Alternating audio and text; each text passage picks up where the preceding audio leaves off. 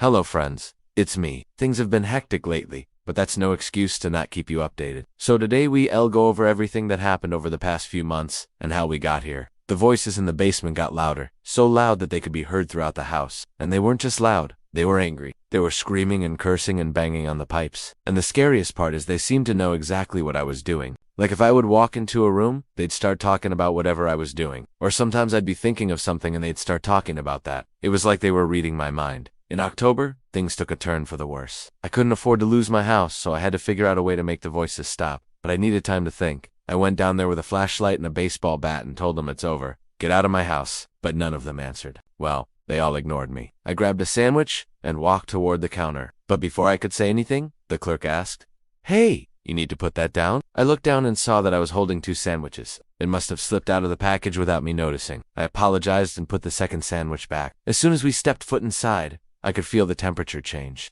And when we opened it, they were deafening. But to my surprise, there was nothing there. The basement was empty. It was just a concrete room with some boxers and a furnace. And standing in the middle of it was a pentagram. It was freezing cold. And then we heard the voices start whispering. And it was then I knew the basement door had to be opened. There was no other option. I could hear them through the walls and the floorboards. And the pentagram was gone. It was like nothing had ever been there. But I knew it had. I knew because I still heard the whispers. And just like that, the feeling of dread lifted. I could finally breathe easy. I could finally sleep at night. I guess I should have known better than to ask for help. The whispers are gone, and the pentagram hasn't reappeared. But I'm still keeping a close eye on things. I'm not taking any chances. I've learned that it's always better to be safe than sorry. I even felt something brush against my leg, and I jumped back in surprise. When I looked down, there was nothing there. But it's hard to sell a house when potential buyers see the pentagram in the front yard and hear the stories of the previous owner who had to be Yeah, I'm still having trouble letting go of the past. And as I turned to look, the news anchor was looking directly at me. They were coming from the backyard. So we called the priest back and told him what I had learned, and he agreed to perform an exorcism on the yard. And then we saw the pentagram and we both knew we had to destroy it. So we poured the holy water on it and sprinkled salt and then read some verses from the Bible, and then I felt lighter. And he said, "Yeah,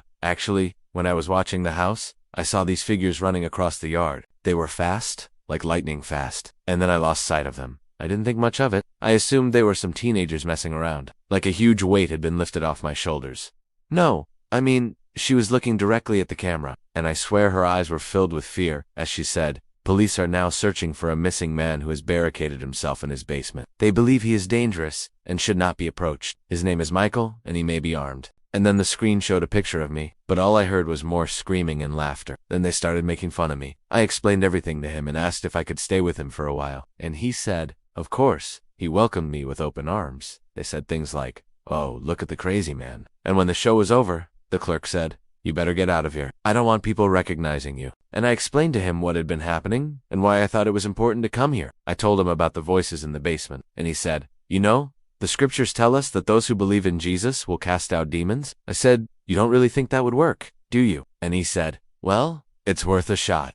What else do you have to lose?' I nodded and ran out the door. I grabbed my things and drove away. I didn't know where I was going to go, but I knew I couldn't stay there anymore. That night I stayed in a hotel. I didn't dare go home. I mean, I wasn't sure what was down there. I didn't want to find out by opening the door, but I also didn't want to risk whatever was down there finding me. He thinks he can scare us off with a flashlight. 'You're too late, crazy man. We're here to stay.' Things like that. Of course, I tried talking to them. This went on for weeks, and I barely slept or ate. All I did was pace around my house and listen intently for any moment when the voices would stop, hoping that meant they were leaving. At first it was just one light, but then more and more lights started turning on, and this continued until every single light in the basement was on, and then the voices started chanting, 1, 2, 3, 4, open the door, and then the doorknob started to shake. At first it was just a slight movement, but then it started to get faster and faster, spinning around and around. But then I realized they never stopped. They just kept going over and over again, day and night. Then one night, right after I fell asleep, the lights in the basement started flickering. That's when I knew I had to get out of the house. So I called my brother and asked him to watch over the house,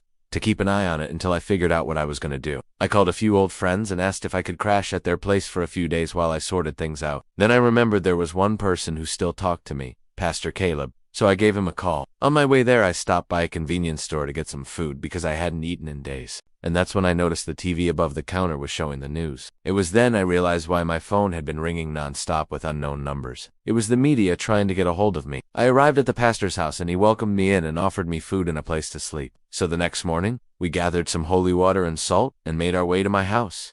We descended the stairs and went to the basement, and as we approached the door, the whispers became screams. We searched the whole room, but there was no one down here. It was like they had vanished into thin air. But the next day, the whispers started again. So I called my brother and asked if he had seen anything weird, and that's when it hit me. These beings, they weren't coming through the basement. As we stood in the backyard waiting for the ritual to begin, I could feel their presence all around me. It was like the grass was breathing on me. Then the priest started reading from the Bible and making the sign of the cross and blessing the yard. Now, it's been a few months since then, and everything's been great. Oh, and the house is up for sale. I don't want to live here anymore. I want to start fresh somewhere else. I hope you enjoyed this story. If you did, please hit the like button. Thank you for watching.